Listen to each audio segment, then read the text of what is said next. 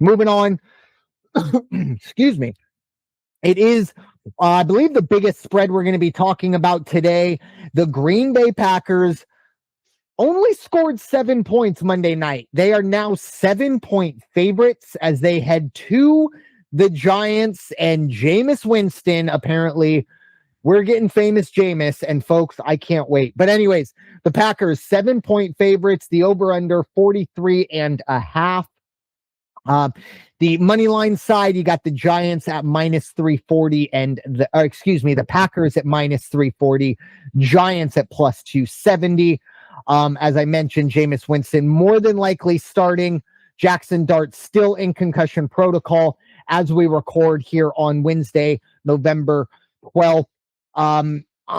I'll be honest, I was not anywhere near impressed with the offense of the Green Bay Packers.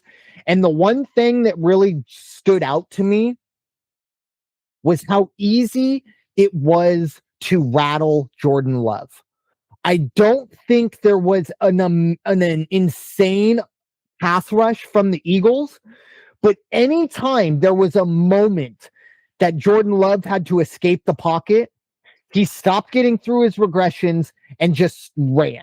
There were multiple times in that game where, was it Joe Buck and Troy Aikman, or at least Troy Aikman was pointing out, look, he's got Christian Watson or Romeo Doubs going across the middle, but he doesn't get to his second and third progressions because he's looking to run so quickly.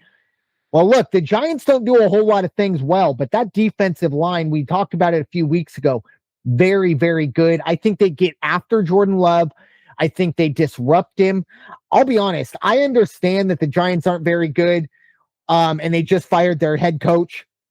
But 7 points on the road from a team that literally just scored 7 points at home, this seems like a betting trap game. Again, not a actual trap game, just a betting trap game. But I'm going to fall for the trap because you give me 7 points at home for a team with Jameis Winston starting. You're going to get one or two good Jameis Winstons. Just don't ask how many bad ones you're going to get there. This might be one of them. And you also have the new head coach bump where inevitably we see teams come out and play with more vigor and better when they have a new coach. So give me the Giants plus 7. And for all this to work, the Giants are going to have to score points.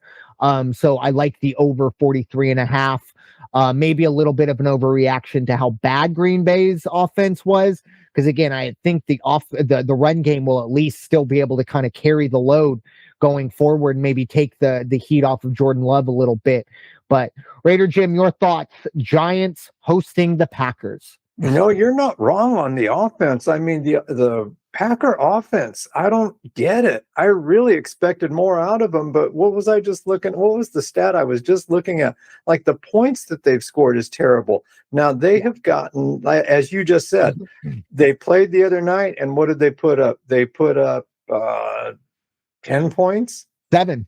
10, 7 points. 7 points. That's right. 7 points. I can't find the game on my computer. Put up 7 points against the Eagles.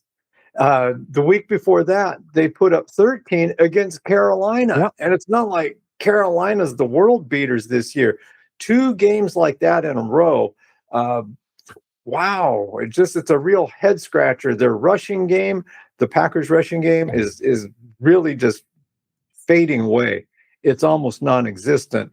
However, they're playing the Giants. It's one of those things like, thank goodness we get a break. The Giants are just terrible on the defensive side of the ball. They're mediocre on the offense, but again, now they've lost Jackson Dart. They lost Scatterboo. Jameis Winston, he's a great novelty guy.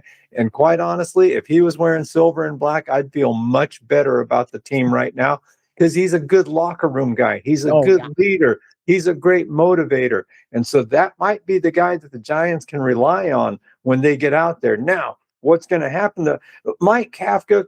Congratulations, you're wearing the new cap that says head coach, but unless you're going to put on pads and get under center, you're not going to bring that much of a bump to that team. The defense for the Giants needs to force turnovers.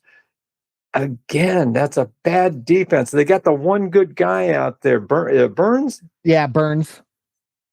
but that's kind of like, yeah, but we got Max Crosby. Oh, great. He doesn't have the great support to really just turn these guys into a force. And Green Bay, what they need to do, and they will do, they don't have to score a lot of points. They just have to control the tempo. The offense can control the tempo, and they just have to do it with a little more success than they did the last 2 weeks.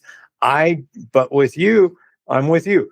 I like the Giants plus 7.5 in this one because Green Bay is going to control the tempo, but they're probably not going to get into the end zone a lot. I can see more field goals than anything. Supposed to be a little bit slight chance of rain right now, and the over under at 43 on this one. That's a tough one. Give me a half a point and keep it under 43.5. But that's the way I'm seeing this one. It could be kind of an entertaining game, worth watching just to see, do the Giants really have a new look with a new coach?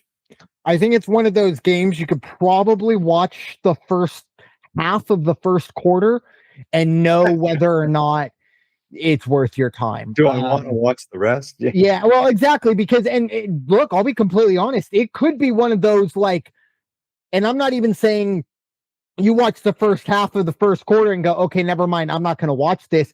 It might not be because someone's getting blown out. It might be because it's like, oh no, both of these teams, they're gonna punch their way to 13-10. And you know what? It's a beautiful Sunday, and I got other games or other things to do going forward. And yeah, you did mention some rain possibly, but I think it said 60. Was it 57? So yeah. 56 degrees, so not anywhere near anything crazy for those two Northeastern teams, or at least, the Giants being Northeastern and Packers being upper Midwest. 56, that's what we call barbecue weather for them. So going to be an interesting one. Better games on the docket, but I would not be surprised to see Jameis Winston. He always makes things interesting at the very least. Hopefully they get a sideline interview or a post-game interview with him. He is worth the price of admission. And again, he's a lot of fun when he's not your responsibility.